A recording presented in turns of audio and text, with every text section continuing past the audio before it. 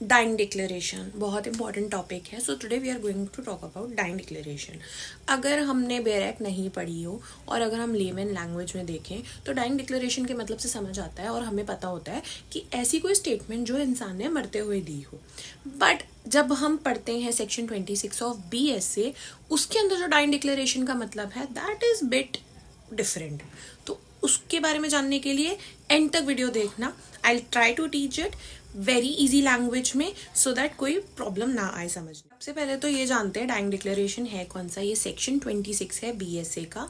अब इसके अंदर क्या होता है, पहले देखा जाता है कोई इंसान मरते टाइम कोई स्टेटमेंट बोलकर जाता है तो वो डाइंग डिक्लेरेशन होती है. बट वो स्टेटमेंट उसकी डेथ का रीजन भी होना चाहिए. सपोज डाइंग डिक्लेरेशन में लिखा है कि मैं सुसाइड करने वाला हूँ या मुझे किसी ने मारा. सपोज मुझे किसी ने मारा, ये डाइंग डिक्लेरेशन में लिखा और उस पर्टिकुलर बंदे का नाम लिखा है. बट उस बंदे की जो डेथ होती है वो होती है किसी डेफिशिएंसी की वजह से, या उसका हार्ट टूट गया या ऑन द स्पॉट वो गिर गया और उसकी डेथ हो गई. ठीक है, तो जो उसकी स्टेटमेंट ही डाइंग डिक्लेरेशन, उसकी कोई वैल्यू नहीं रहती. बिकॉज डाइंग डिक्लेरेशन का मतलब ही यही होता है कि आपके मरने का रीजन उस स्टेटमेंट के अंदर होना चाहिए. अब क्या होता है, कभी कभी कोई इंसान अपनी स्टेटमेंट तो नहीं बताता बट वो किसी को वो सर्कमस्टांसेस बता के चला जाता है एंड देन उस बंदे की डेथ हो जाती है. और वो सर्कमस्टांसेस अगर उसकी डेथ से मिलते जुलते होते हैं तो वो भी डाइंग डिक्लेरेशन कहलाती है. फॉर एग्जाम्पल, इस पर्टिकुलर सेक्शन को लेके एक लैंडमार्क जजमेंट है पखला नारायण स्वामी.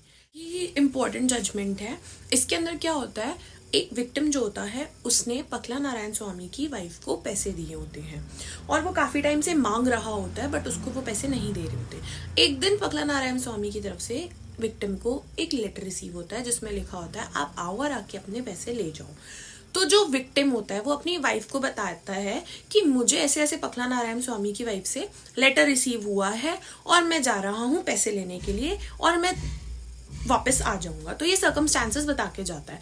अब एक दो दिन बाद जब उसका हस्बैंड वापस नहीं आता, विक्टिम की जो वाइफ है वो पुलिस स्टेशन जाके रिपोर्ट लिखवाती है एंड समहाउ, ये बहुत लंबी जजमेंट है मैं बहुत शॉर्ट में बता रही हूँ, उसकी डेड बॉडी मिलती है ट्रंक के अंदर.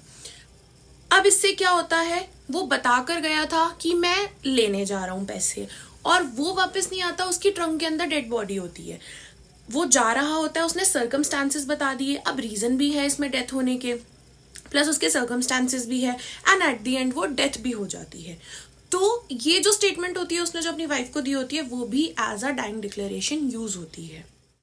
अब क्या होता है, कभी कभी एक तो डेड पर्सन की सर्कमस्टांसेस बताई हो उसने डेथ की या फिर उसने रीजन बताया हो, वो डाइंग डिक्लेरेशन के उसको डाइंग डिक्लेरेशन ही माना जाता है.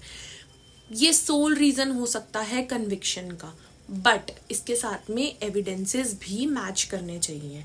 ऐसा नहीं है किसी ने बोल दिया कि इस बंदे ने मुझे मारा है और इसकी वजह से मेरी मौत होने वाली है, इसकी वजह से मेरी मौत होगी. तो ऐसा नहीं है कि, वैसे तो माना जाता है कि कोई भी इंसान, एक इसके लिए बहुत एक फेमस मैगजीन भी है जिसका मतलब यही होता है कि जो इंसान मरने वाला है वो कभी झूठ नहीं बोलेगा, वो झूठ बोल के ऊपर नहीं जाएगा भगवान से मिलने. तो ये माना जाता है अगर वो इंसान मरते मरते जो बोल रहा है वो सच ही बोल रहा होगा.